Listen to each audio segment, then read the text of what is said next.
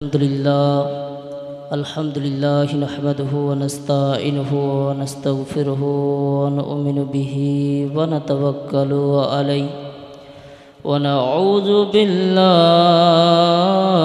मिन शुर्रि अंफुसिना व मिन सय्यिआति अअमालिना मन यहदिहिल्लाहु फला मुदिल्ल लहु व मन युद्लिल्हु फला हादिय लहु ونشهد أن لا إله إلا الله وحده لا شريك له ونشهد أن محمدا عبده ورسوله أما بعد فقد قال الله تعالى في كلامه المجيد والفرقان الحميد بسم الله الرحمن الرحيم فاسألوا أهل الذكر إن كنتم لا تعلمون صدق الله العظيم وبلغنا رسوله النبي الأمين المتين المبين المهيمن الكريم ونحن على ذلك من الشاهدين والشاكرين أن الحمد لله رب العالمين إن الله وملائكته يصلون على النبي يا أيها الذين آمنوا صلوا عليه وسلموا تسليما اللهم একবার জোরে পড়ুন দুরূদ পড়বেন তো যাতে করে দুরূদের আওয়াজ একেবারে গুনগুন করে মৌমাছি যেমনভাবে দলবদ্ধভাবে উড়ে কতটা সুন্দর একটা মধুর আওয়াজ হয়, তো আমরা যখন নবীর প্রতি দুরূদ পড়ব তো ওই রকম যেন ভক্তি ভরে প্রাণ খুলে দুরূদটা পড়ব। পড়ুন আল্লাহুম্মা सय्यिदना मौलाना मुहम्मद व अला आलिहि मौलाना मुहम्मद सल्लल्लाहु अला मुहम्मदिन सल्लल्लाहु ताला अलैहि वसल्लम। আমি লিখব চিঠি দেব তোমায়, পাখি পৌঁছে দিও রওজায়। একবার জোর করে বলুন তো সুবহানাল্লাহ, দুই হাত তুলে বলুন তো ইয়া রাসূলুল্লাহ, ইয়া রাসূলুল্লাহ। আমি লিখব চিঠি দেব তোমায়, পাখি পৌঁছে দিও রওজায়। আমি থাকব বসে আশায়, চিঠির উত্তর আসবে আমার গায়। আমি লিখব চিঠি দেব তোমায়, পাখি পৌঁছে দিও রওজায়। ওই আমি লিখব চিঠি দেব তোমায়, পাখি পৌঁছে দিও রওজায়। কবে আসবে মদিনার পয়গাম, গায়ে বাঁধব হাজিদের হেরাম। কবে আসবে মদিনার পয়গাম, গায়ে বাঁধব হাজিদের হেরাম। আমি ঘুরব মদিনার চারিপাশ দু চোখে দেখব সবুজ গুম্বাদ ওই আমি ঘুরব মদিনার চারিধার দু চোখে দেখব সবুজ গুম্বাদ আমি লিখব চিঠি দেব তোমায় পাখি পৌঁছে দিও রওজায় তৃষ্ণায় কাতর আমারে মান তৃষ্ণা মেটাবে কোপ ঝাম ঝাম সুবহানাল্লাহ বলুন তৃষ্ণায় কাতর আমারে মান তৃষ্ণা মেটাবে কোপ ঝাম ঝাম সে পানি মাখব আমি সারা গায় পাখি পৌঁছে দিও রওজায় সে পানি মাখব আমি সারা গায় পাখি পৌঁছে দিও রওজায় চিঠির উত্তর যদি গোনা পায়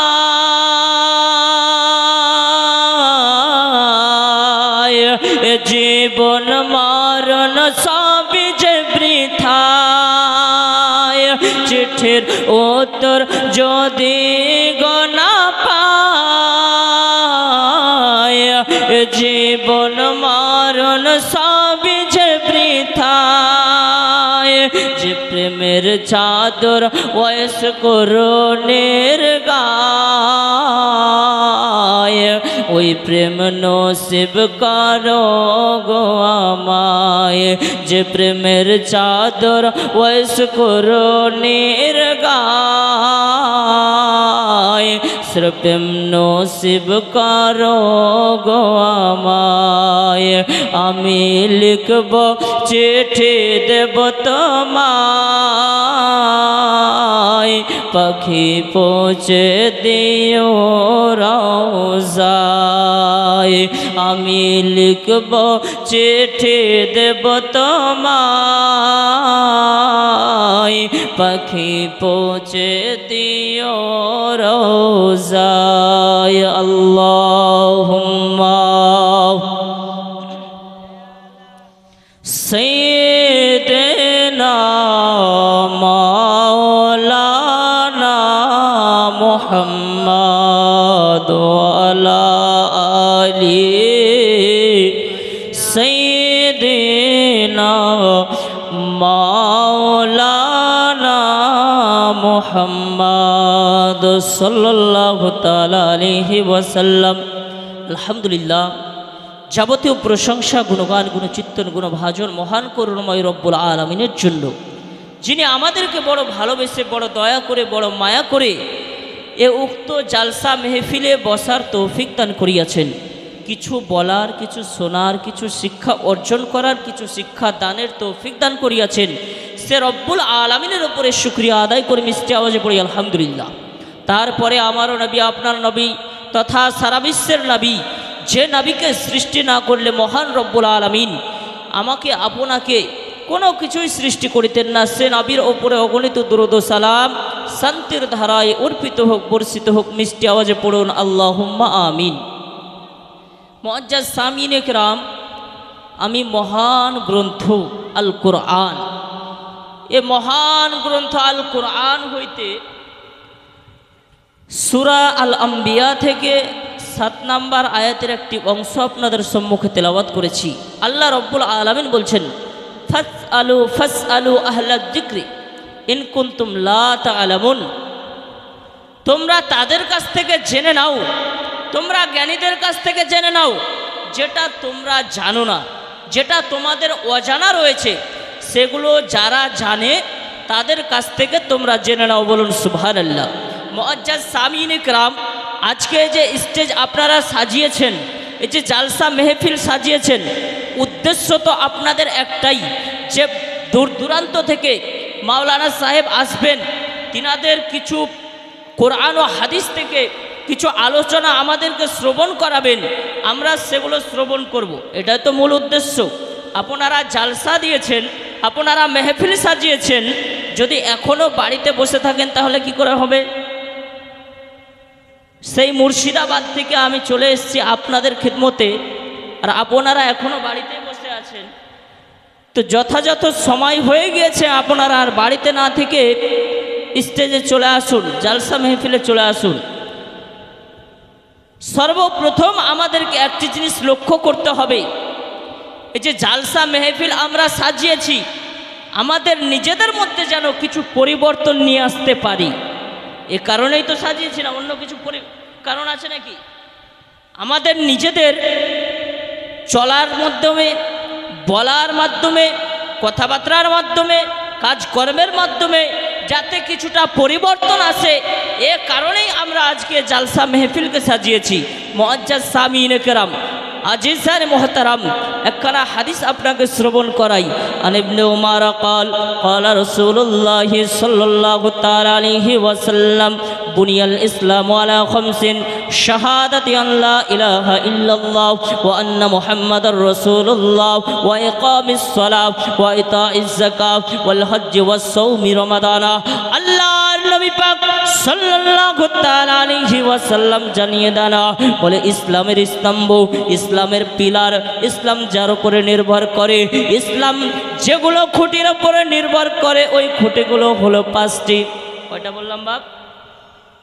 আপনি যে বাড়ির ছাদ দিয়েছেন তো, ছাদ কি আপনার আসমানে ঝুলন্ত অবস্থায় আছে?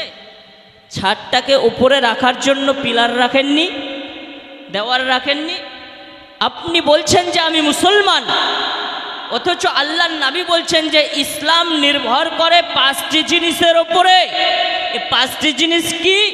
আল্লাহর নবী বলছেন যে এই পাঁচটি জিনিস হলো, বুনিয়াল ইসলামু আলা খামসিন শাহাদাতি আল্লা ইলাহা ইল্লাল্লাহ ওয়া আন্না মুহাম্মাদার রাসূলুল্লাহ। আল্লাহর নবী পাক শাহনশাহ জিওয়াকার, মাদানী কে তাজদার, সৈয়দে আবরার ওয়া আখিয়ার, গুলশন হস্তি কে ফসলে বাহার, নবী চমন, নবী দামন, নবী হাশিমি, মক্কি, মাদানী, কুরাইশি, হিজাজি নবী আমার বলতেছেন ইসলাম যার উপরে নির্ভর করে, এ পিলার হলো পাঁচটি।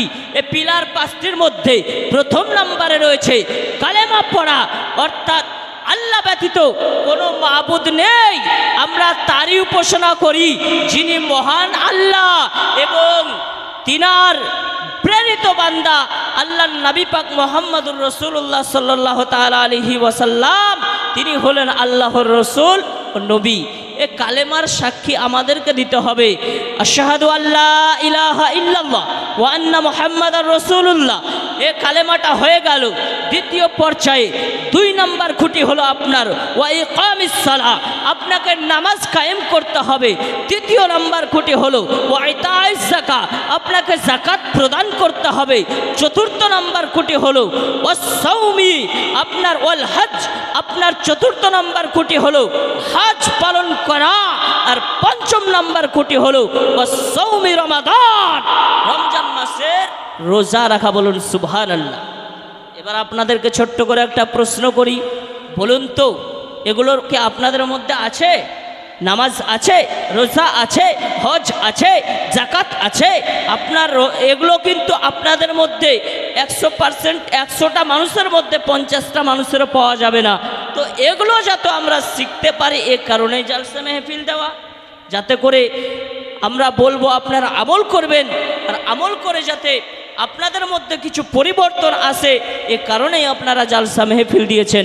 মুআজ্জাজ সামিঈন কেরাম, আজিজানে মুহতারাম, আজকে আমি বেশ কয়েকটি মূল টপিক নিয়ে আপনাদের সম্মুখে আলোচনা করব। নামাজের গুরুত্ব আপনাদেরকে শ্রবণ করাবো, রোজ হাসরে কিয়ামতের ময়দানে আমাদের কি অবস্থা হবে এটাও আপনাদেরকে শ্রবণ করাবো। দুরূদ শরীফ যে এক্সট্রার ইবাদত, এই এক্সট্রার ইবাদত আপনাকে করলে কতটা ফায়দা রয়েছে এ বিষয়ের ওপরেও আমি আপনাকে আলোচনা শ্রবণ করাবো। মুআজ্জাজ সামিনে কেরাম, আজিজানে মোহতারাম, যে নবী পাক শাহনশাহ জিবাকার নবী মুহাম্মদুর রাসূলুল্লাহ সাল্লাল্লাহু তাআলা আলাইহি ওয়াসাল্লামকে আল্লাহ রব্বুল আলামিন যদি জগতের বুকে পাঠাতেন না, তাহলে ওই আল্লাহ রব্বুল আলামিন সে যে একজন আল্লাহ আছেন এটা পর্যন্ত আল্লাহ রব্বুল আলামিন প্রকাশ করতেন না। আপনাকে হাদিস খানা শ্রবণ করিয়ে দিই। আল্লাহর নবী পাক সাল্লাল্লাহু তাআলা আলাইহি ওয়াসাল্লামকে সর্বপ্রথমে সৃষ্টি করেছেন, তিনার নূরকে সর্বপ্রথমে সৃষ্টি করেছেন হযরতে জাবির রাদিয়াল্লাহু তাআলা আনহু। তিনি আল্লাহর নবীকে জিজ্ঞাসা করছেন, ইয়া রাসূলুল্লাহ, ইয়া হাবিবাল্লাহ, নবী গো আমাকে জানিয়ে দিন আল্লাহ তাআলা আপনাকে কোন সময় সৃষ্টি করেছেন, আল্লাহ তাআলা আপনাকে কখন সৃষ্টি করেছেন। আল্লাহর নবী পাক বলতেছেন, ইয়া জাবিরু ইন্নাল্লাহ তাআলা قد خلق قبل الاشياء نور النبيك من نوره فجعل ذلك النور يدور بالقدرة حيث شاء الله لم يكن في ذلك الوقت لوح ولا قلم ولا جنة ولا نار ولا ملك ولا شمس ولا قمر ولا جن ولا انس বলুন সুবহানাল্লাহ। হযরত জাবির রাদিয়াল্লাহু তাআলা আনহু দয়ার নবীকে জিজ্ঞাসা করতেছেন, বলে ইয়া রাসূলুল্লাহ, ইয়া হাবিবাল্লাহ, ফিদাকা আবি ওয়া উম্মি, আমার পিতামাতা আপনার পদতলে কুরবান হয়ে যাক। ইয়া রাসূলুল্লাহ জানিয়ে দিন আল্লাহ তাআলা আপনাকে কোন সময় সৃষ্টি করেছেন, কখন আপনাকে তৈরি করেছেন।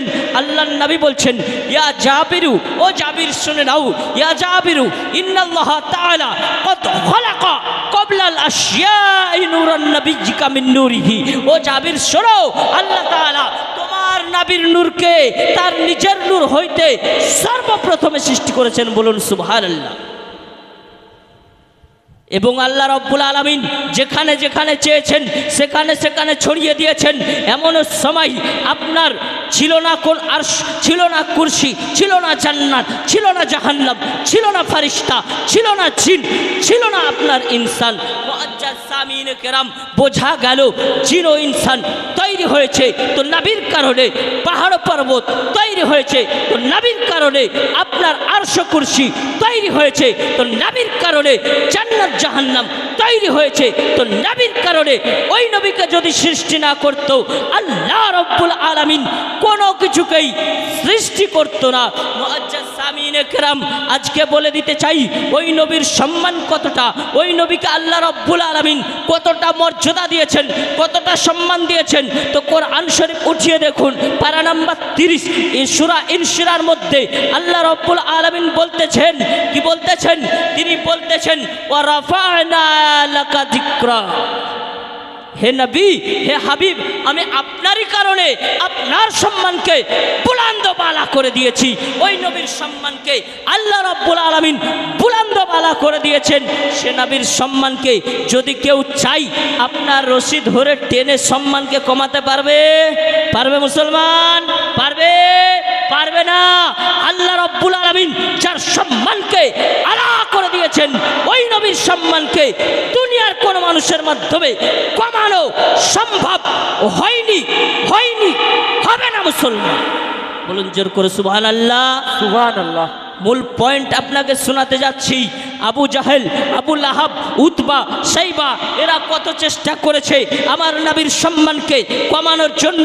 এক এক সময় এক এক রকমের বাহানা করেছে, এক এক সময় এক এক রকমের প্রশ্ন করেছে, এক এক সময় এক এক রকমের পরীক্ষা নিয়েছে, কিন্তু ওই নবীর সম্মানকে আল্লাহ রাব্বুল আলামিন 1 ইঞ্চি পরিমাণ কমাননি, আগামীতেও কমাবেন না। আবু জাহেলের মতো কুখ্যাত বেদিন যদি নবীর সম্মানকে কমাতে না পারে, এ আবু জাহেলের চামচারা নবীর সম্মান কমাতে পারবে? পারবে? কথা বলতে হবে। এ আবু জাহেলের চামচারা নবীর সম্মান কমাতে পারবে না মুসলমান। মুআজ্জাজ সাহাবীনে কেরাম, আজি জানে মোহতারাম, আজকে দেখুন আবু জাহেল নবীর সম্মানকে কমানোর জন্য একটি আপনার মুঠের মধ্যে কয়েকটি পাথরকে নিলেন। কয়েকটি পাথরকে নেওয়ার পরে নবীর কাছে চলে গেলেন, বলে ওগো আব্দুল্লাহর বেটা, তুমি তো নবী দাবি করতেছো, ওগো মোহাম্মদ তুমি তো নবী দাবি করতেছো, বলো যে নবী হবে সে গায়েবের সংবাদ দিতে পারবে, যে নবী হবে সে গায়েবের সংবাদ দিতে পারবে, যে নবী হবে সে গায়েব বলতে পারবে, আল্লাহর দেওয়া ক্ষমতাতে গায়েব জানে। ও মোহাম্মদ বলো আমার হাতের মুঠের মধ্যে কি রয়েছে। এখন যদি হাতের মুঠের মধ্যে কিছু নিয়ে আপনাদের সম্মুখে বলি, বলে মাওলানা সাহেবের হাতে কি আছে, কেউ বলতে পারবেন? কেউ বলতে পারবেন? কারো দ্বারা বলা সম্ভব হবে না। কেন? হাতের মুঠের মধ্যে যেটা রয়েছে সেটা আপনাদের দৃষ্টির বাইরে রয়েছে, সেটা আপনাদের চোখের বাইরে রয়েছে, সেটা আপনাদের ইলমের বাইরে রয়েছে, সেটা আপনাদের জ্ঞানের বাইরে রয়েছে। আবু জেহেল ওই রকমই দয়ার নবীর কাছে গিয়ে পাথরের টুকরা হাতে নিয়ে গিয়ে তিনি আপনার নবীকে বলতেছে, ওগো মোহাম্মদ, ওগো আব্দুল্লাহর কলেজার টুকরা, তুমি নিজেকে নবী দাবি করতেছো। নবী শব্দের অর্থই হলো গায়েবের সংবাদদাতা। তুমি যে নবী দাবি করতেছো, তো বলো আমার হাতের মুঠের মধ্যে কি রয়েছে। নবী বলতেছেন, বলে আবু জাহেল আমি বলবো আর তোমার হাতের মুঠের মধ্যে যে বস্তু আছে সে বস্তু বলবে যে আমি কে। আবু জাহেল বলতেছে, বলা আমার হাতের মুঠের মধ্যে তো পাথরের টুকরা রয়েছে, এ তো কথা বলতে পারে না। এখন যদি বলি মোহাম্মদ আমার হাতের মুঠের মধ্যে কি রয়েছে, সে বস্তু যদি বলে দেয় তুমি কে, আমি তোমাকে নবী বলে মেনে নিব। খুব চালাক। তার নাম ছিল আবুল হেকাম, জ্ঞানীদের পিতা বলা হতো আবু জাহেলকে। নবী বলে দিয়েছেন আবু জাহেল, তো সারা মানুষ জেনে নিয়েছে আবু জাহেল।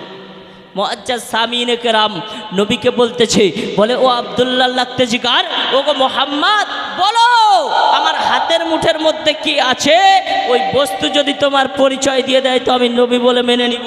মুআজ্জাজ সামিনে কেরাম আজ জানে মোহতারাম, নবী আমার একবার ইশারা করলেন আবু জাহেলের মুষ্টির দিকে, একবার ইশারা করলেন, আবু জাহেলের মুষ্টির মধ্যে কাঙ্কারের পাথরের জুবান খুলে গেল, পড়তেছে লা ইলাহা ইল্লাল্লাহ মুহাম্মাদুর রাসূলুল্লাহ, লা ইলাহা ইল্লাল্লাহ মুহাম্মাদুর রাসূলুল্লাহ। আবু জাহেল দেখতেছে যে আমার মুঠের মধ্যে থাকার পরে নবীর কলেমা, আমার আয়াতে থাকার পরে নবীর কলেমা, আমার আয়াতে থাকার পরে নবীর কলেমা।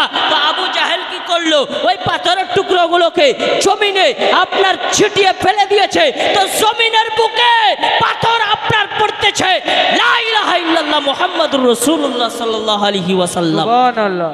বোঝা গেল ওই নবীর সম্মান আবু জাহেল আবুল আহাবের মতো কুখ্যাত ইন্টারন্যাশনাল কাফিররা কমাতে পারেনি, আর আজকে তাদের চামচারা কমানোর চেষ্টা করছে। পারবে? পারবে না মুসলমান। মুআজ্জাজ সামিনে কেরাম আজি জানে মোহতারাম, ওরা বলতেছে যে নবী আলিফ বা তা সা পড়া জানতো না, নবী 1 2 3 গোনা জানতো না, এমনভাবে নবীকে আপনার নিয়ে আপনার ছেলে খালামু করছে। নবী কে জানেন? নবীর ব্যাপারে মহান রব্বুল আলামিন বলেছেন ইন্নী আ'লামু মা লা, আল্লাহর নবী পাক সাল্লাল্লাহু তাআলা আলাইহি ওয়াসাল্লামের ব্যাপারে আল্লাহ রব্বুল আলামিন বলেন ওয়া আল্লামাকা মা লাম তাকুন তা'লাম। হে হাবিব, হে বিশ্বগুরু মুহাম্মদ, তুমি যেটা জানতে না আমি তোমাকে সব শিখিয়ে দিয়েছি। সব কিছু শিখিয়ে দেওয়ার মালিককে, সব কিছু শিখিয়ে দেওয়ার মালিক হলেন আমার আল্লাহ। এ আল্লাহ রব্বুল আলামিন যখন বলে দিয়েছেন মুহাম্মদ তুমি যেটা জানতে না তোমাকে সব শিখিয়ে দিয়েছি, তাহলে এখানে নবীর আলিফ বা তা সা জানা বাকি আছে? নবীর 1 2 3 জানা বাকি আছে? নবীর 4 5 6 জানা বাকি আছে? ক খ গ ঘ জানা বাকি আছে? ইন্টারন্যাশনাল বক্তা, নাম আপনার বলছি না, এই ইন্টারন্যাশনাল বক্তা নবীকে অজ্ঞ বলতে গিয়ে বলছে নবী আলিফ বা তা সাও নাকি পড়া জানতো না। আবার নিজের বেলায় বলছে অমুককে বায়ান শিখিয়েছেন কে? তো আল্লাহ। অমুককে পড়া শিখিয়েছেন কে? না তো আল্লাহ। আল্লাহ তোমাকে শিখালো, তোমার মতো জাহিলকে শিখালো? যিনি বিশ্বগুরু, যিনি সবার টিচার, যিনি সবার শিক্ষক, সে নবী মুহাম্মদুর রাসূলুল্লাহকে আল্লাহ শিক্ষা দেননি? এটা তোমার মতো কুখ্যাত ইন্টারন্যাশনাল মুনাফিক কাফিরের মুখ দিয়ে বের হতে পারে, কোনো আশিকে রসুলের মুখ দিয়ে এটা বের হতে পারে না। পারবে না মুসলমান। মুআজ্জাজ সামিন কেরাম, আজি জানে মোহতারাম, আজকে শুনিয়ে দিতে চাই নবীর সম্মানকে আল্লাহ রাব্বুল আলামিন বুলন্দ বালা করে দিয়েছেন। ওই নবীর নামে যদি আমরা দুরূদ পড়তে চাই তো এই দুরূদটাকে তারা বিদআত বলে, এই দুরূদটাকে তারা হারাম বলে। এই দুরূদের কতটা ফজিলত রয়েছে আপনি কি জানেন? তারা বলতেছেন নবীর দেওয়া দুরূদ অপেক্ষা, নবীর দেওয়া দুরূদ ছাড়া আর কোনো দুরূদ পড়া চলবে না। নবীর দেওয়া দুরূদ কি জানেন? আল্লাহুম্মা সাল্লি আলা মুহাম্মাদিন ওয়া আলা আলি মুহাম্মাদিন কামা সাল্লাইতা আলা ইব্রাহিম ওয়া আলা আলি ইব্রাহিম। এই দুরূদ ছাড়া নাকি কোনো দুরূদ পড়া যাবে না। এই দুরূদের নাম হলো দুরূদে ইব্রাহিম, কারণ এই দুরূদের মধ্যে ইব্রাহিম নবীর নাম আছে, তাই দুরূদে ইব্রাহিম নামে এই দুরূদটা আপনার বেশি প্রচলিত রয়েছে। মুআজ্জাজ সামিনে কেরাম, এই দুরূদের মধ্যে তো দুরূদে মুহাম্মাদিও হতে পারতো, কারণ এই দুরূদের মধ্যে তো মুহাম্মদ সাল্লাল্লাহু আলাইহি ওয়াসাল্লামের নাম আছে, আছে কি না? দুরূদে মুহাম্মাদিও হতে পারতো, বলে দুরূদে ইব্রাহিম ব্যতীত অন্য কোনো দুরূদ পড়া যাবে না। বলতে চাই মুসলমান, বুখারী শরীফ, তিরমিজি শরীফ, আবু দাউদ শরীফ, নাসাই শরীফ এমন কোনো কিতাব জগতের বুকে লিপিবদ্ধ হয়নি যে ওই কিতাবের মধ্যে আপনি দেখবেন যে হাদিসের শেষে, প্রত্যেকটা হাদিসের শেষে কিংবা নবী পাকের নামের জায়গাতে দুরূদে ইব্রাহিম লেখা রয়েছে। যারা মাদ্রাসায় পড়েছেন তারা জানেন কি দুরূদ লেখা থাকে? সাল্লাল্লাহু আলাইহি ওয়াসাল্লাম। কি দুরূদ? সাল্লাল্লাহু আলাইহি ওয়াসাল্লাম। তুমি প্রমাণ করতে পারবে কোন হাদিসের মধ্যে এরকম আছে যে নবীর দেওয়া দুরূদ এটা? নবী এই দুরূদ শিখিয়েছেন? প্রমাণ করতে পারবে না মুসলমান। কিন্তু এই দুরূদ আপনার আলিমগণ, ফুকাহায়ে কেরামগণ, ইমামগণ তিনারা এই দুরূদটা, দুরূদও রয়েছে, সালামও রয়েছে। তো সংক্ষিপ্তভাবে সাল্লাল্লাহু তাআলা আলাইহি ওয়াসাল্লাম যদি পড়া যায় তো নবীর প্রতি দুরূদও প্রেরণ করা হয়, সালামও প্রেরণ করা হয়। তো এগুলো পড়া আপনার জায়েজ রয়েছে মুসলমান।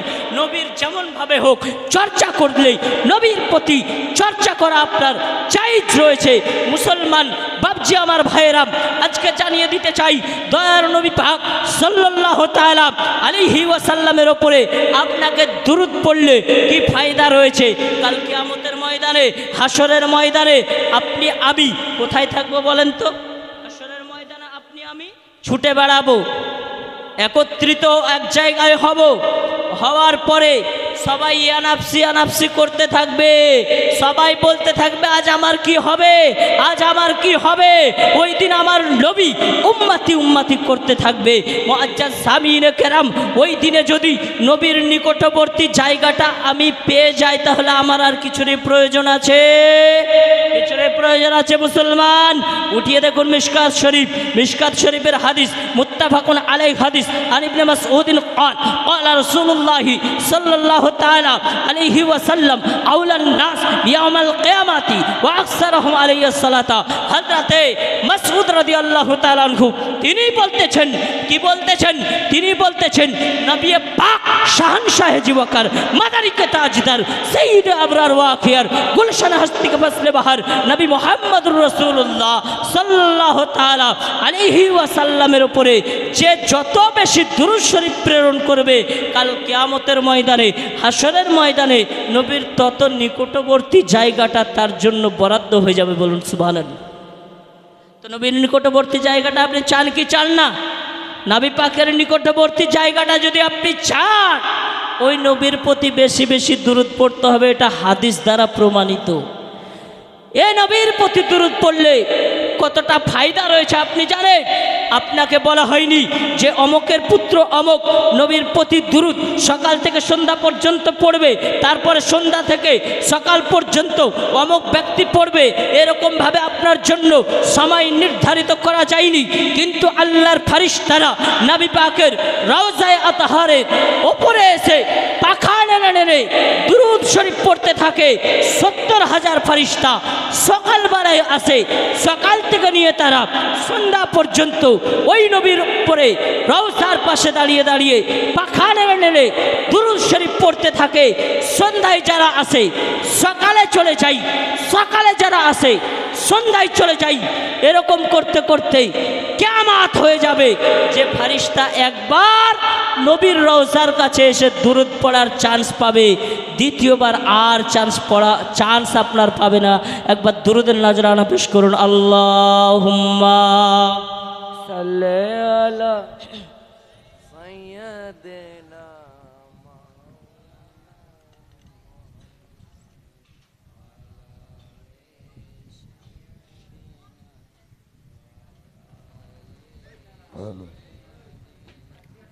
হ্যালো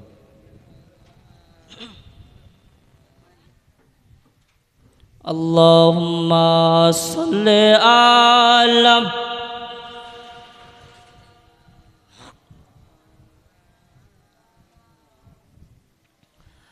ওয়ালা আলি সাইয়্যিদিনা।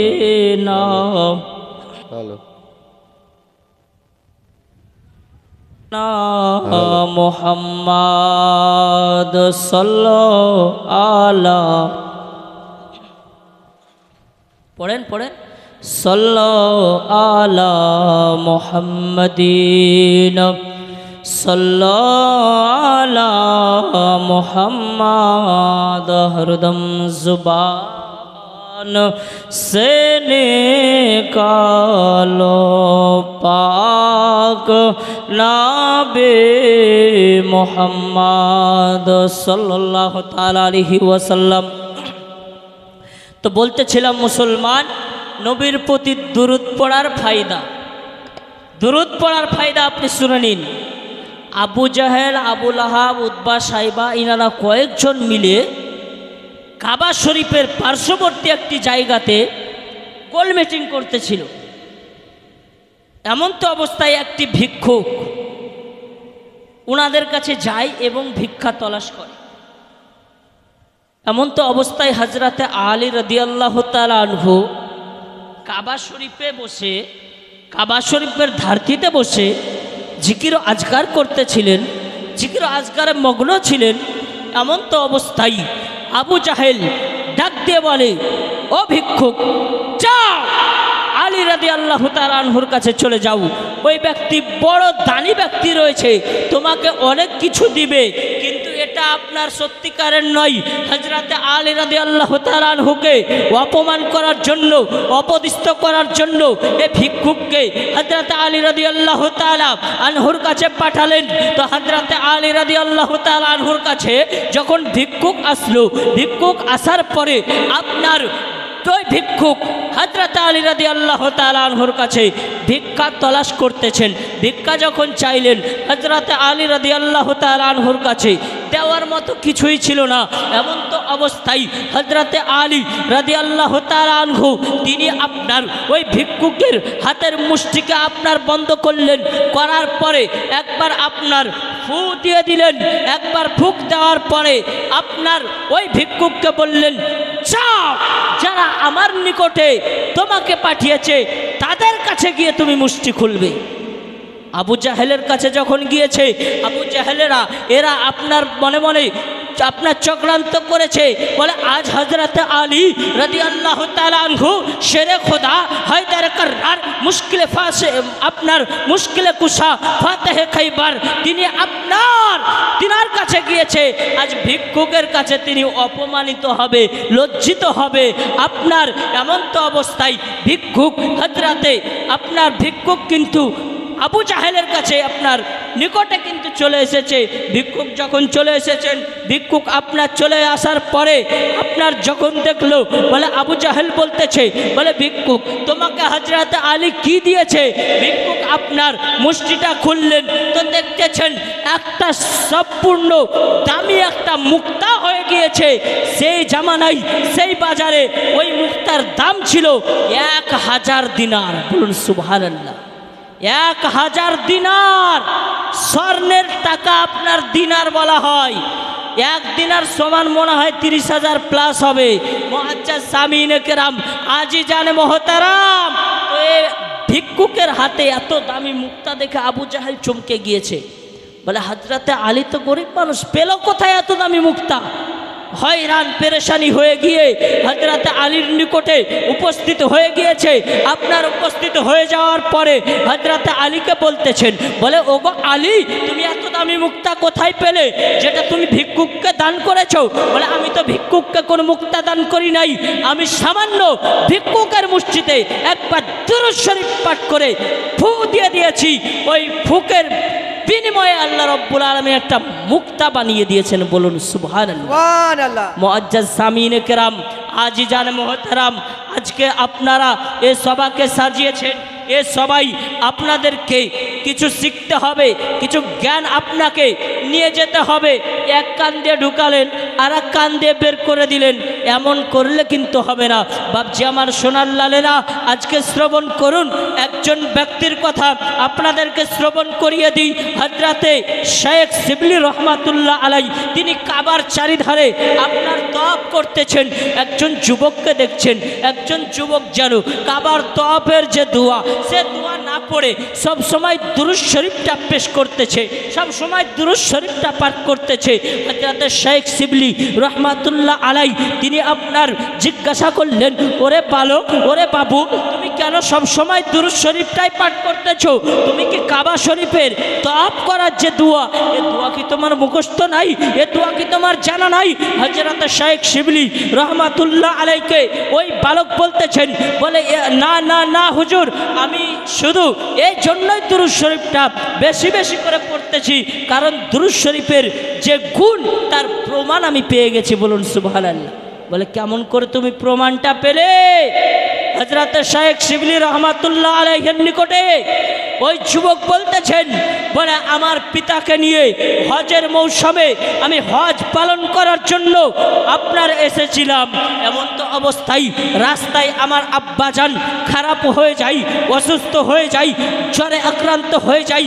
আমি আব্বাজানকে নিয়ে একটি ঘরে আশ্রয় নিলাম, দেখলাম আমার আব্বাজান হঠাৎ করে ইন্তিকাল করেছেন। তো ইন্তিকাল করার পরে আমার আব্বাজানের চেহারাটা যেন বিগড়ে গিয়েছে, আমি মানুষের কাছে মুখ দেখাতে পারলাম না, আব্বাজানের চেহারাটা যেন বিগড়ে গিয়েছে। আমি একটা রুমাল দিয়ে আমার আব্বাজানের চেহারাটাকে ঢেকে দিলাম। ঢেকে দেওয়ার পরে আমি ঘরের এক কোনায় বসে থাকলাম, কি করা যায় কি না করা যায় এরকমভাবে বসে থাকলাম।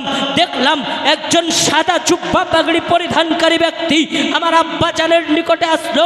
আসার পরে আপনার চেহারা মুবারক, চেহারায় হাত মুবারক বুলিয়ে দিলেন। আমার আব্বাজানের চেহারা এতটা আলোকিত হলো, এতটা আলোকময় হলো যে অন্ধকার ঘর আমার আব্বাজানের চেহারায় আলোকিত হয়ে গেল। বলুন সুবহানাল্লাহ। জোর করে বলুন না সুবহানাল্লাহ। একবার সুবহানাল্লাহ পেশ করবেন তো আল্লাহ রাব্বুল আলামিন আপনার নেক এতটা নেকি দান করবে, দুনিয়ার জমিন থেকে নিয়ে আসমানের থাকার জায়গাটা আপনার নেকিতে পরিপূর্ণ হয়ে যায়। জোর করে বলুন সুবহানাল্লাহ। কি গো মা বোনেরা, ঘুমিয়ে গেছেন নাকি? ঘুমাবেন না। মাঝে মধ্যে ভিটামিন দিব, মাঝে মধ্যে আপনার ক্যাপসুলও দিব। মুআজ্জাজ সামিনে কেরাম, আজিজান মুহতারাম, তো এ শেখ শিবলি রহমাতুল্লাহ আলাইকে আপনার ওই যুবক তার পিতার কাহিনী শোনাতে আরম্ভ করেছেন। কাহিনী শোনাতে গিয়ে বলেন, আমার আব্বাজানের এরকম হয়েছিল, আমি দেখলাম অমুক আপনার একজন ব্যক্তি, সাদা জুব্বা পরিধানকারী ব্যক্তি, সাদা পাগড়ি পরিধানকারী ব্যক্তি, খুব সুন্দর চেহারার অধিকারী ব্যক্তি আসলেন। আসার পরে আমার আব্বাজানের চেহারাতে হাত মুবারক বুলিয়ে দিলেন। তো আমার আব্বাজানের চেহারা আগের থেকে 1000 গুণ বেশি উজ্জ্বলময় হয়ে গেল এবং আমার আব্বাজানের চেহারার আলোতে পুরো ঘরখানা আলোকিত হয়ে গেল। বলুন সুবহানাল্লাহ। মুআজ্জাজ সামিনে কেরাম, আজিজান মুহতারাম, ওই ব্যক্তি যখন চলে যাচ্ছিলেন আমি জোর করে তিনার দামানখানা ধরলাম। বলে আপনি কে, একটু আমাকে পরিচয়টা দিয়ে যান, আপনি কে, একটু আমাকে পরিচয়টা দিয়ে যান। সেই সময় আমারও আপনার নবী পাক শাহনশাহ জিওয়াকার, মাতালিকে তাজদার, সাইয়্যিদে আবরার ওয়া আখিয়ার, গুলশান হাস্তিকা ফাসলে বাহার নবী মুহাম্মদুর রাসূলুল্লাহ সাল্লাল্লাহু তাআলা আলাইহি ওয়াসাল্লাম তিনি বলতেছেন, তাহলে আমি আর অন্য কেউ নাই, আমি হলাম মুহাম্মদুর রাসূলুল্লাহ সাল্লাল্লাহু তাআলা আলাইহি ওয়াসাল্লাম। আমি দেখলাম যখন সারা পৃথিবীর জমিনে যেখান থেকেই বান্দারা দুরূদ শরীফ পেশ করে, সে দুরুদের ডালিটাকে সুন্দরভাবে সুসজ্জিত করে ফেরেশতারা আমার নিকটে নিয়ে যায় এবং ওই দুরুদটা আমি দেখি, দুরুদ ও সালামের জবাবটা আমি দিই। আজকে যখন দেখলাম তোমার আব্বা জানের দুরুদটা আমার কাছে পৌঁছাই নাই, তোমার আব্বা জানের দুরুদটা আমার কাছে পৌঁছাই নাই, আমি ফেরেশতাদেরকে জিজ্ঞাসা করলাম, কি গো ফেরেশতারা, কেন ওই ব্যক্তির দুরুদটা এখনো পর্যন্ত পৌঁছাচ্ছে না? তো ফেরেশতারা বলে ইয়া রাসূলুল্লাহ, ইয়া হাবিবাল্লাহ, ওই ব্যক্তি তো ইন্তিকাল করে গিয়েছেন, অমুক জায়গায় ওনার লাশ রয়েছে। তো আমি তিনাকে দেখার জন্য স্বয়ং রাসূলুল্লাহ রওজা থেকে বের হয়ে চলে এসেছি। বলুন সুবহানাল্লাহ। সুবহানাল্লাহ। তো নাবির প্রতি যদি দুরূদ পড়েন, নাবির সঙ্গে যদি মোহাব্বত করেন, নাবির সঙ্গে যদি ভালোবাসা রাখতে পারেন, জান্নাত আপনাকে খুঁজতে হবে না, জান্নাত আপনাকে খুঁজবে। বলুন সুবহানাল্লাহ। আপনি কি জানেন? হাদিসখানা শ্রবণ করুন। হযরতে উমর রাদিয়াল্লাহু তাআলা আনহুকে দয়ার নবী পাক সাল্লাল্লাহু তাআলা আলাইহি ওয়াসাল্লাম জিজ্ঞাসা করেননি, ওগো উমর রাদিয়াল্লাহু তাআলা আনহু, তোমার নামাজ কতটা, তোমার রোজা কতটা, তোমার হজ কতটা, তোমার যাকাত কতটা? এটা দয়ার নবী আমার হযরতে উমরকে জিজ্ঞাসা করেননি, হযরতে উমরকে জিজ্ঞাসা করেছেন, ওগো উমর রাদিয়াল্লাহু তাআলা আনহু, তুমি আমাকে কতটা ভালোবাসো? বলুন সুবহানাল্লাহ। তুমি আমাকে কতটা ভালোবাসো? হযরত উমর রাদিয়াল্লাহু তাআলা আনহু তিনি বলতেছেন, ইয়া রাসূলুল্লাহ, ইয়া হাবিবাল্লাহ, খোদার কসম করে বলি, সারা পৃথিবীর ধন দৌলত সন্তান সন্তানাদি অপেক্ষায় আপনাকে সবচেয়ে বেশি ভালোবাসি, কিন্তু আমি নিজের জানের থেকে বেশি ভালোবাসতে পারিনি। নবী বললেন, উমর তুমি এখনো পূর্ণাঙ্গ মুমিন হতে পারোনি। বললেন, উমর তুমি এখনো পূর্ণাঙ্গ মুমিন হতে পারোনি। সেই সময়তেই হযরত উমর রাদিয়াল্লাহু তাআলা আনহু ডাক দিয়ে বললেন, ইয়া রাসূলুল্লাহ, ইয়া হাবিবাল্লাহ, নবী গো, আমি আজকে আমার নিজের জান অপেক্ষায় বেশি আপনাকে ভালোবাসতে আরম্ভ করলাম। আমার নবী বললেন, উমর এখন তুমি পূর্ণাঙ্গ মুমিন মুসলমান হয়ে গেলেন। লা ইউমিনু আহাদুকুম হাত্তা কুনা আহাব্বা ইলাইহি মিন ওয়ালিদিহি ওয়া ওয়ালাদিহি ওয়ান নাসি আজমাইন। ততক্ষণ পর্যন্ত একজন ব্যক্তি পূর্ণাঙ্গ মুমিন মুসলমান হতে পারে না যতক্ষণ পর্যন্ত তার নিজের জান, তার নিজের মাল, তার নিজের সন্তান, তার নিজের সন্তানাদি অপেক্ষায় দয়ার নবীকে বেশি না ভালোবাসবে। বলুন সুবহানাল্লাহ। তুমি নবীর খুদ বের করো আর বলতেছো নবীর দেওয়া জান্নাতে, আল্লাহর দেওয়া জান্নাতে আমি যাব, তুমি জান্নাত পাবে, জান্নাতের সুগন্ধিও তুমি পাবে না। মুআজ্জাজ সামিনে কেরাম, আজিজান মুহতারাম, যারা নবীকে ভালোবাসবে তারা নবীর খুদ বের করবে গো। হ্যাঁ, তারা নবীর খুদ বের করবে, তারা নবীর সব সময় ভালো জিনিসগুলো দেখবে। আরে নবীর তো কোনো খুঁতি ছিল না, নির্ভেজাল নির্খুঁত করে বানিয়েছেন তো আমার রাসূলুল্লাহকে আল্লাহ রাব্বুল আলামিন বানিয়েছেন। মুআজ্জাজ সামিনে কেরাম, আজিজান মুহতারাম, আপনার যদি খুব দোস্তিওয়ালা একজন ব্যক্তি হয়, অমুক ব্যক্তির সম্পর্কে যদি আপনার কানে কানে এসে বলে যে ওই ব্যক্তিটা এতটা খারাপ রে, আপনি কি অত সহজে মেনে নেবেন? আপনি অত সহজে মানবেন না মুসলমান। আপনি নিজের দোস্তের খাতিরে, নিজের বন্ধুর খাতিরে ভুল করার পরে ওই ভুলটা মেনে নেন না, কিন্তু আমার নবী পাক সাল্লাল্লাহু তাআলা আলাইহি ওয়াসাল্লামের খাতিরে আপনি বেছে বেছে ভুলগুলো মানুষের সামনে প্রকাশ করেন যে ভুল আমার নবী করেননি, তাও ভুলের ইলজাম আমার নবীর ওপরে লাগান। তুমি কেমন মুসলমান? নামের মুসলমান হয়ে কাজ নাই বাবাজি, কামের মুসলমান। মুআজ্জাজ সামিনে কেরাম, আজিজানে মুহতারাম, তো বলতে না চাচ্ছিলাম বাপজি আমার ভাইরা, আমাদেরকে বেশি বেশি করে দুরূদ শরীফটা পড়তে হবে। যত বেশি আমরা দুরূদ শরীফ পড়তে পারবো তত বেশি আমাদের ফায়দা রয়েছে। একটি হাদিস বুখারী শরীফের মধ্যে এই হাদিসটি রয়েছে। হযরত আনাস রাদিয়াল্লাহু তাআলা আনহু হাদিস বর্ণনা করতেছেন, বলে রাসূল করিম সাল্লাল্লাহু তাআলা আলাইহি ওয়াসাল্লাম ইরশাদ করেছেন, যে ব্যক্তি আমার উপরে একবার দুরূদ শরীফ পাঠ করবে আল্লাহ রাব্বুল আলামিন ওই ব্যক্তির উপরে 10টি রহমত বর্ষণ করে, বলুন সুবহানাল্লাহ। তার 10টি গুনাহকে মাফ করে দেন, বলুন সুবহানাল্লাহ। তারকে 10টি নেকি দান করেন এবং 10টি মার্তাবাকে বুলন্দ বালা করে দেন। একবার দুরূদ শরীফ নাযরাত পেশ করুন। আল্লাহুম্মা আল্লাহ মাওলানা মুহাম্মদ ওয়ালা আলি সাইয়্যিদিনা মাওলানা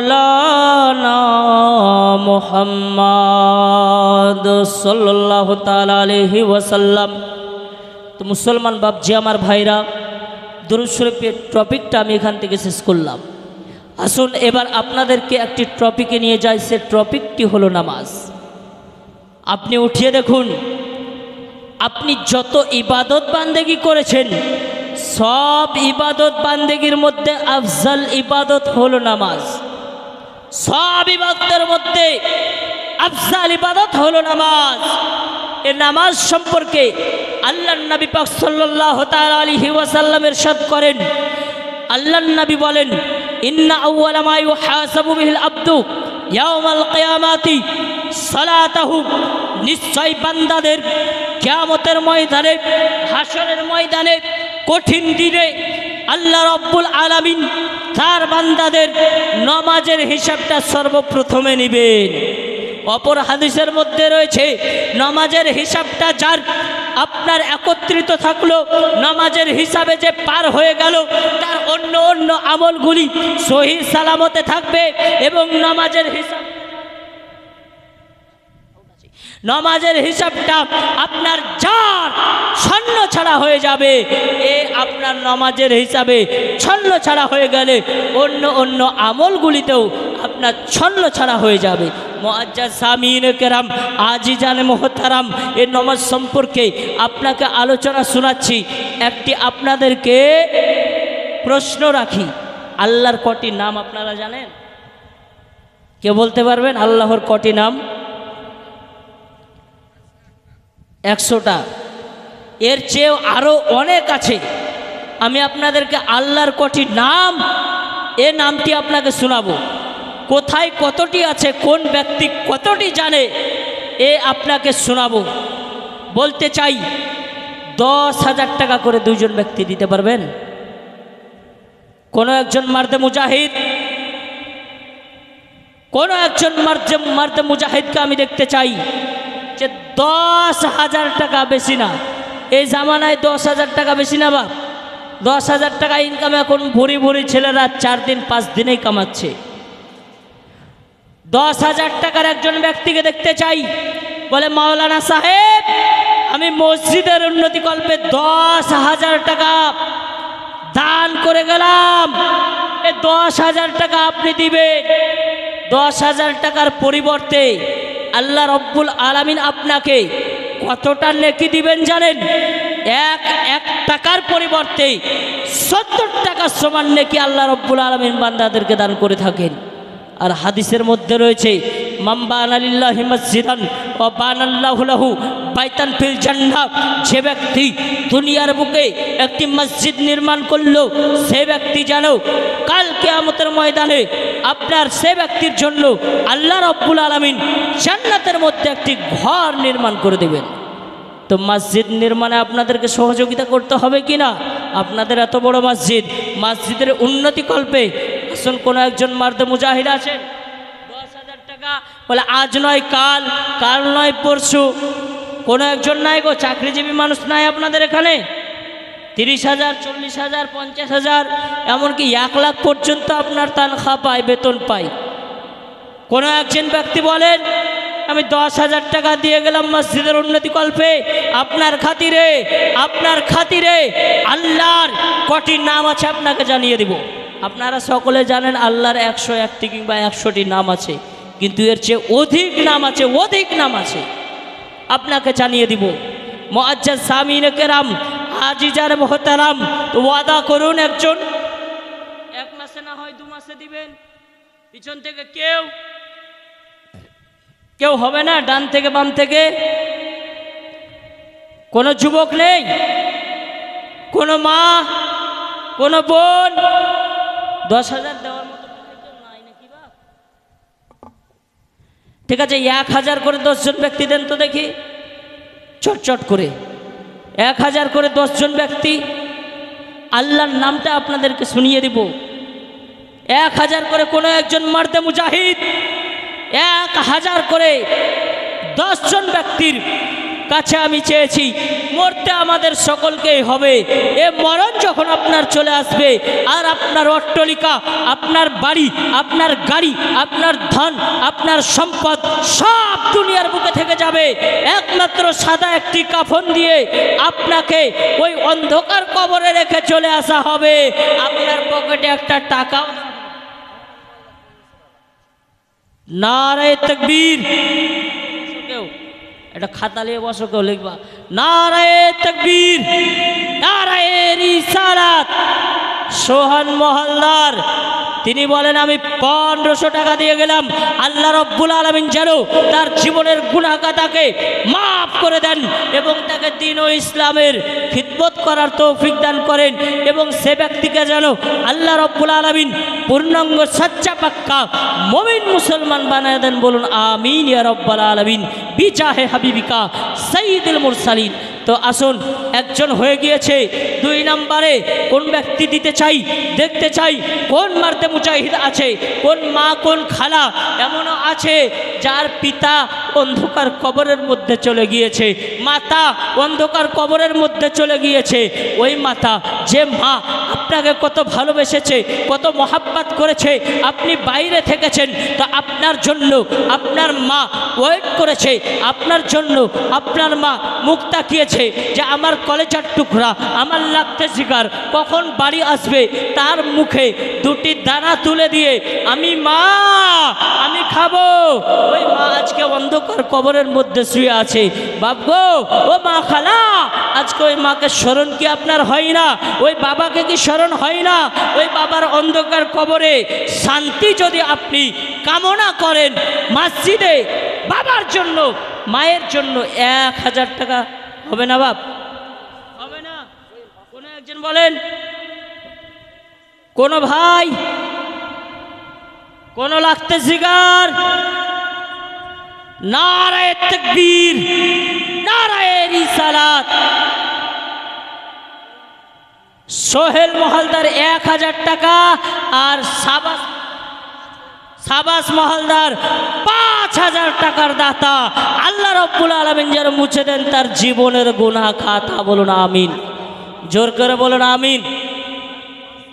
কে 500 দিবে? কই মুসাফা করতে পাঠাও দেখি। 1000-এর পালি চলছে, 500 দিবে। আর 500 বাড়িয়ে দেন, বলেন নিয়াত করেন। আরে নিয়াত করলে আল্লাহ কবুল করবে। আজ না হয় কাল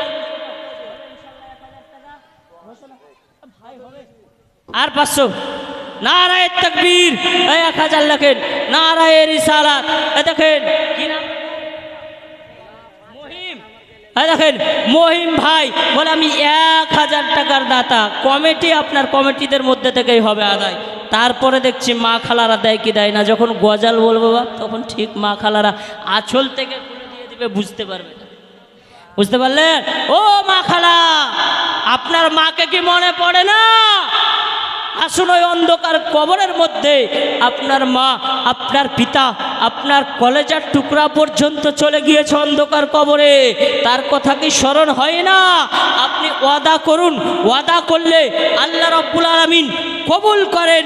এ ওয়াদাকে আপনার আল্লাহ রব্বুল আলামিন যেমনভাবেই হোক পুরা করিয়ে দেন। বুখারী শরীফ থেকে একটি ঘটনা আপনাদেরকে শোনাবো। বাপজি, আমার ভাইয়েরা 10 জন চেয়েছি, 3 জন হয়েছে নাকি 1,000 করে? কি নাম? সোহেল মহলদার আবার 1,000। নারায়ে তাকবীর, নারায়ে রিসালাত। সোহেল মহলদার 1,000 টাকার দাতা। আল্লাহ গো, তুমি মুছে দাও তাদের জীবনের গুনাহ খাতা। আল্লাহ, তুমি তাদেরকে দ্বীন ও ইসলামের সৈনিক হিসাবে কবুল করে নাও।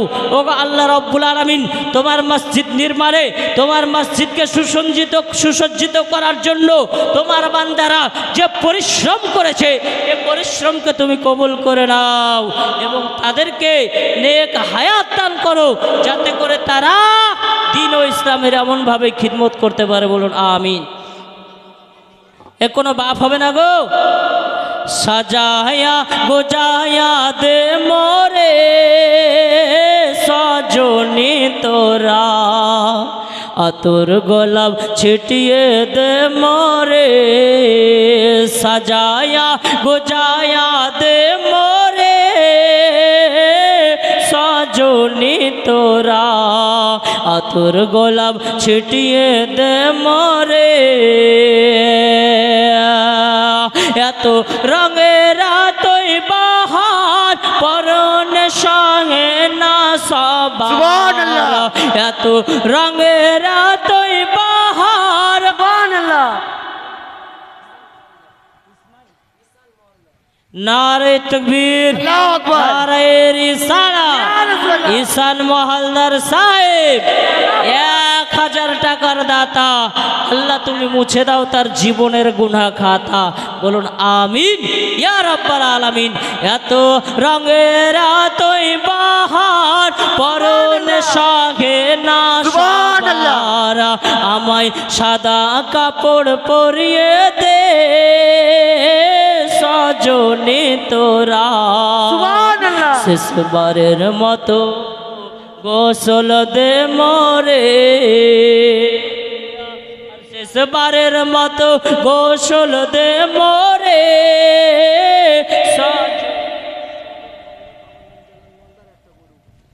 নারে তকবীর, নারে রিসালাত। সাগর মহলদার বাবার নাম জালাল মহলদার, তিনি বলছেন আমি একটি গরু দান করলাম, বলুন সুবহানাল্লাহ। একটি গরুর দাম কম না বাপ, মিনিমাম আপনার 30,000 টাকা আছে, যেমন তেমন করে হলো 30,000 টাকা দাম। মুআজ্জাজ সামিন কেরাম, আল্লাহ তুমি কবুল করো, এসব দান সদকাগুলোকে কবুল করো, আর এদেরকে ইসলামের সৈনিক বানিয়ে দাও। এ বাপ হবে না 1000 টাকা? দেখেন 3 জন হয়েছে, 3 জন না 4 জন হলো? 10 জনের কাছে চেয়েছি, 4 জন হয়েছে। কোনো মা হবে না? কমিটির ছেলেরা পিছনে যাও, খাতাটা নিয়ে দেখো, মায়েরা লজ্জায় আসতে।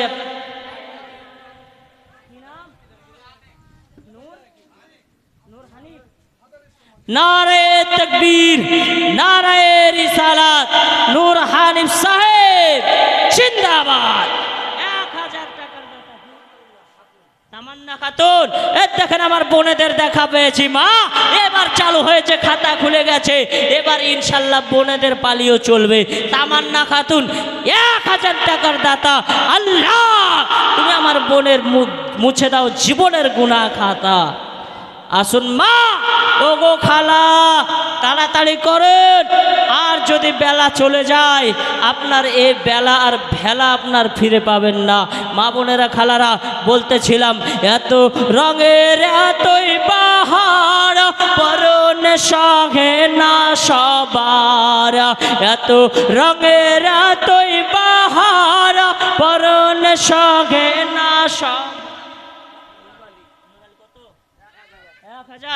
নারে তকবীর, নারে রিসালাত।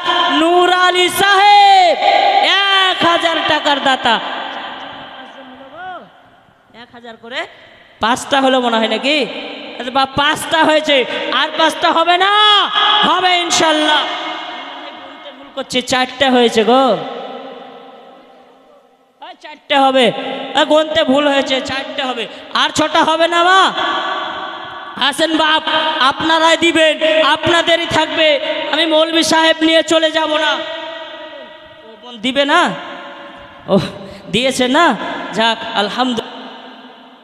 এই মা শুনুন, কোল পাতা করো মজল, আদর করে দাও না গোশাল, কোল পাতা